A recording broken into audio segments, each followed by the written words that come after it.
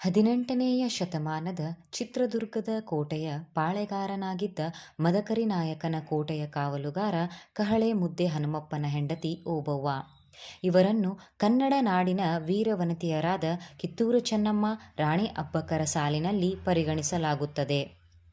ಕರ್ನಾಟಕ ರಾಜ್ಯದ ಚಿತ್ರದುರ್ಗದಲ್ಲಿ ಹೈದರಾಲಿಯ ಪಡೆಗಳ ವಿರುದ್ಧ ಏಕಾಂಗಿಯಾಗಿ ಒನಕೆಯೊಂದಿಗೆ ಹೋರಾಡಿದ ಮಹಿಳೆ ಒನಕೆ ಓಬವ್ವ. ಇಂಥ ವೀರ ಮಹಿಳೆ ಒನಕೆ ಓಬವ್ವನ ಕಥೆಯನ್ನು ನಮ್ಮ ಶಾಲೆಯ ಮುದ್ದು ಮಕ್ಕಳು ಪ್ರದರ್ಶಿಸುತ್ತಿದ್ದಾರೆ. ಬನ್ನಿ ಎಲ್ಲರೂ ಶಾಂತ ಚಿತ್ತದಿಂದ ವೀಕ್ಷಿಸೋಣ. ನಮ್ಮ ಕರ್ನಾಟಕ ನಮ್ಮ ಹೆಮ್ಮೆ. ನೋಡಿ, ಇದೇ ಒನಕೆ ಓಬವ್ವನ ಕಿಂಡಿ. ಓಬವ್ವ ಅಂದ್ರೆ ಯಾರ್ರೀ?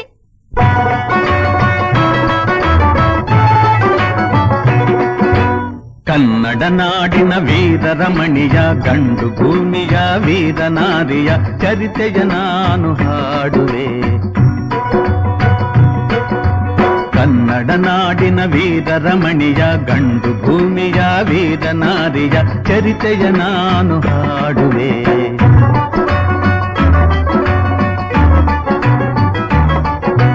ಚಿತ್ರದುರ್ಗದ ಕಲ್ಲಿನ ಕೋಟೆ, ಸಿಡಿಲಿಗು ಬೆಚ್ಚದ ಉಕ್ಕಿನ ಕೋಟೆ. ಚಿತ್ರದುರ್ಗದ ಕಲ್ಲಿನ ಕೋಟೆ, ಸಿಡಿಲಿಗು ಬೆಚ್ಚದ ಉಕ್ಕಿನ ಕೋಟೆ. ಮದಿಸಿದ ಕರಿಯ ಮದವಡಗಿಸಿದ ಮದಕರಿ ನಾಯಕರಾಳಿದ ಕೋಟೆ.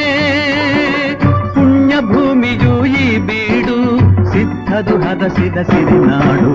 ಕನ್ನಡ ನಾಡಿನ ವೀರರಮಣಿಯ, ಗಂಡು ಭೂಮಿಯ ವೀರನಾರಿಯ ಚರಿತೆಯ ನಾನು ಹಾಡುವೆ.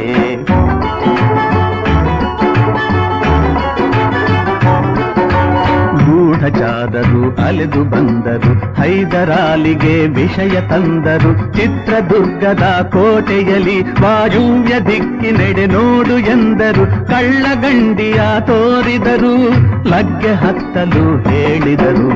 ಕನ್ನಡ ನಾಡಿನ ವೀರರಮಣಿಯ, ಗಂಡು ಭೂಮಿಯ ವೀರನಾರಿಯ ಚರಿತೆಯ ನಾನು ಹಾಡುವೆ.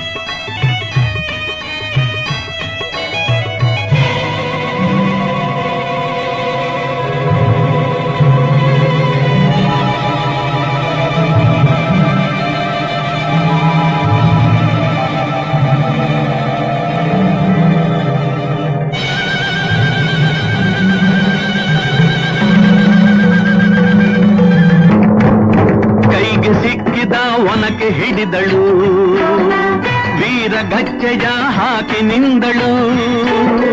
ದುರ್ಗೆಯನ್ನು ಮನದಲ್ಲಿ ನೆನೆದಳು, ಕಾಳಿಯಂತೆ ಬಲಿಗಾಗಿ ಕಾದಳು. ಯಾರವಳು ಯಾರವಳು?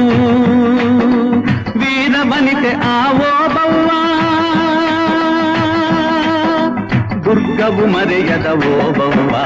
ಕನ್ನಡ ನಾಡಿನ ವೀರರಮಣಿಯ, ಗಂಡು ಭೂಮಿಯ ವೀರನಾರಿಯ ಚರಿತೆಯ ನಾನು ಹಾಡುವೆ.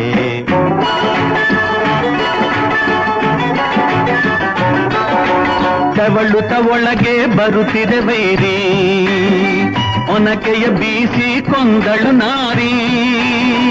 ಸತ್ತವನನ್ನು ಎಳೆದು ಹಾಕುತ್ತಾ ಮತ್ತೆ ನಿಂತಳು ಹಲ್ಲು ಮಸೆಯುತ್ತಾ ಬೈರಿರುಂಡ ಚೆಂಡಾಡಿದಳು ರಕುತದ ಕೋಡಿ ಹರಿಸಿದಳು ಕಣ್ಣು ಸತಿಯ ಹುಡುಕುತ್ತ ಕಾವಲಿನವನು ಗುಪ್ತದ್ವಾರದ ಬಳಿಗೆ ಬಂದನು ಮಾತು ಹೊರಡದೆ ಬೆಚ್ಚು ನಿಂತನು ಹೆಣದ ರಾಶಿಯ ಬಳಿಯ ಕಂದನು ರಣಚಂಡಿ ಅವತಾರವನು ಕೋಟೆ ಸಲಹಿದ ತಾಯಿಯನು ಹೈದರಾಲಿಯ ಸೈನ್ಯ ನಮ್ಮ ಕೋಟೆಯನ್ನು ಮುತ್ತಿದೆ ಹೋಗಿ ರಣಗಾಳೆಯನ್ನು ಊದಿ